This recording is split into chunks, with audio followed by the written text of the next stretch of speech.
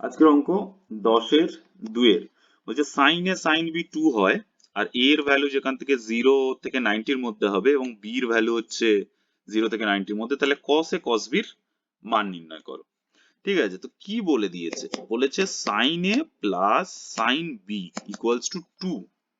তাহলে এই জায়গাটা থেকে লক্ষ্য করো, দুটো সংখ্যার পজিটিভ হোক বা নেগেটিভ হোক, দুটো সংখ্যার যোগফল যদি 2 হয়, তাদের মধ্যে আমি যদি একজনকে অন্তত 1-এর চেয়ে বড় হতে হবে কিংবা দুজনকে 1 হতে হবে। ভালো করে দেখো, সাইনে এইটা যদি 1 হয় তো এটা 1-এর চেয়ে ছোট হতে পারে, অথবা এটাও 1 হতে হবে, এটাও 1 হতে হবে, তবে না 2 হবে। কিন্তু আমরা কি জানি, সাইনের এই কন্ডিশনে ভ্যালুর জন্য সর্বোচ্চ মান 1 হতে পারে, কি 90 ডিগ্রিতে সর্বোচ্চ মান 1 হতে পারে।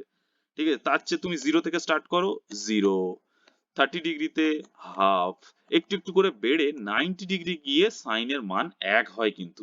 ঠিক আছে, তার মানে এই যে এরা এখানে সাইন এ বির কথা বলছে, এটা সাইন এ কেও 90 ডিগ্রি হতে হবে, কেননা দুটোই 1 না হলে তো এটা 2টা তো সম্ভব নয়, এই 2টা তো সম্ভব নয়। তাহলে এ ও যদি আমি 90 ডিগ্রি ধরি, আবার বি ও যদি 90 ডিগ্রি ধরি, তবেই এই কন্ডিশনটা মিট করছে। তার মানে কিরকম, সাইন 90 প্লাস সাইন 90 এগেন, তো সাইন 91 প্লাস 1 ইকুয়ালস টু 2।